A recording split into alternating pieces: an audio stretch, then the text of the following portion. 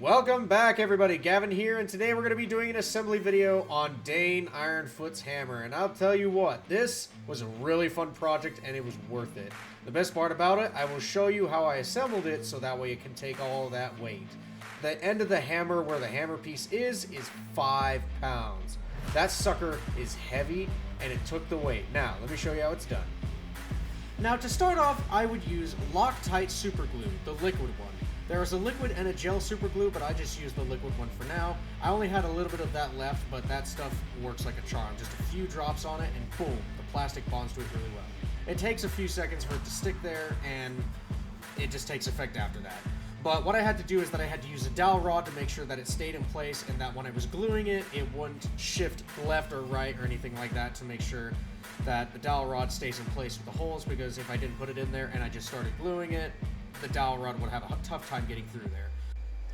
Now, upon assembly, I had to make sure the little spike pieces here on the handle were facing the same direction, because if they were in two different directions, that would have been very weird. But I had to make sure that they were facing the same directions before gluing it, and it worked out in the end. But it took a few seconds for the glue to apply and solidify, so that way it bonds to the plastic pretty well, and it worked out really well. Anyway, so moving on to the bottom piece I had to assemble here, I had to sand it down, which, by the way, I would recommend that you sand the parts first, because when you glue it with sanded parts, they adhere a lot better and it only takes like a few seconds to stick.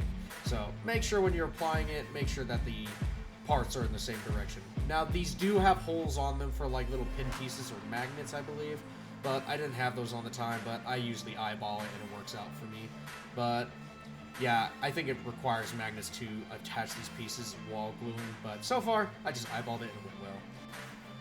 Now, I kind of struggled here at this point because I was actually running out of super glue here. The bottle was nearly empty, and it took a little bit longer to assemble these pieces here. And I had to find the other pieces here because I left them over at the other printer. I forgot to bring them over. But they adhered pretty well, and it only took like maybe 5-6 seconds to bond and stick there permanently. But yeah, I had to go look for a second bottle. But on this point, I wanted to show you this here. Now, it'll come in just a second, and boom. Now, as you can see here, there is a bit of a lift on the corner pieces here. As you can see right there, the plastic didn't bond to the build plate very well because the build plate on one side was a little lower than the other. And it causes the whole plastic to lift, and yeah, it didn't look well. Here's a good example. So as soon as I put these parts together, that's the type of gap you would get. But I will actually explain more on how to avoid that in the next video. So back to this, I had to sand both sides of these parts here to make sure that they were bonding together. But at the end, it took just a few seconds to assemble that, which was great. And then we moved on to the spike piece here, which, in my opinion, was actually real tough because right at this point, I was out of glue, and yeah, I had to switch to this glue. This glue I like, but it takes, on the bottle it says it takes like 30 seconds to adhere, but in reality it actually takes more to about 3 minutes to adhere. And even when I sanded it, it took a little bit longer, but I had to sit here and wait about 5 minutes for the thing to completely solidify and dry up so that way it stayed in place. Then I moved on to the side pieces here where the spike detailings go, and that was a bit of a tight fit, and the reason why is because the bottom piece of that part that I showed you earlier lifted up, and it kind of made the pieces struggle to fit in there properly, and yeah, it didn't end well. It didn't end well very well, so yeah. It took me a bit of time to be able to assemble that together, and then after it was all done, I moved on to the other side of the hammer bit, which actually was a lot easier because I didn't have that warp problem. Everything assembled pretty well, and after sanding everything and putting that glue on there, but yeah, after trying to put these parts on, in my opinion, this was a nightmare. And I just have to say, because that glue did not adhere very well, and it kind of drove me nuts, so I had to go to the store to get liquid glue that was actually Loctite super glue because it bonds a lot faster. As you can see, I was wearing headphones there. I was actually in a musical groove to be able to complete this task, and I was in the zone. And for any 3D printers out there, when you're in the zone, you're in the zone, and that's a good thing because you get the job done real fast. Anyway, back to this.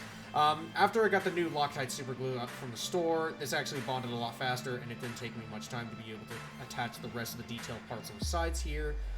But man, I had to wait about like 20 minutes for those little spike pieces on the edge of the hammers to finish up, but after I got the Loctite super glue, it only took like a few seconds. That's why the clamps are there.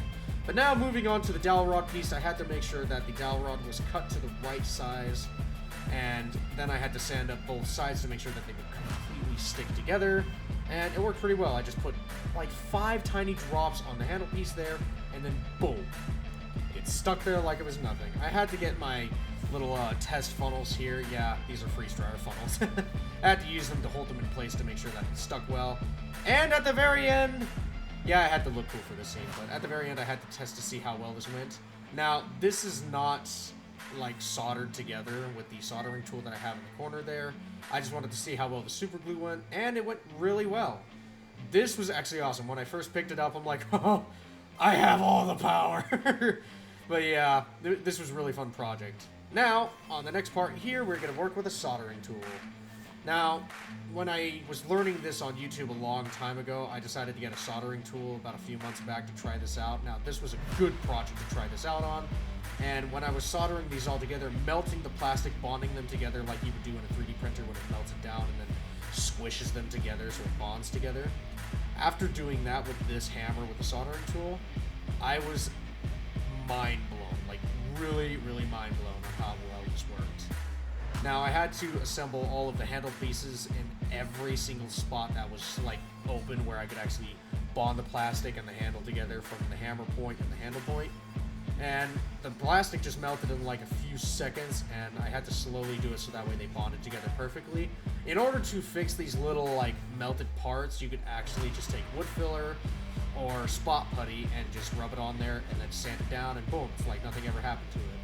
But yeah, that's the whole assembly and showing you how I soldered this all together. And my gosh, this little tip and trick that I tried was amazing, and I held it out. Oh my gosh, I was shocked. That tip of the hammer is 5 pounds, and I'm just so surprised that it actually worked. I'm like, this is amazing. Man, this was a fun project. Thank you guys for watching. Please like and subscribe for more videos, and comment down below what you think. And you guys have a good day!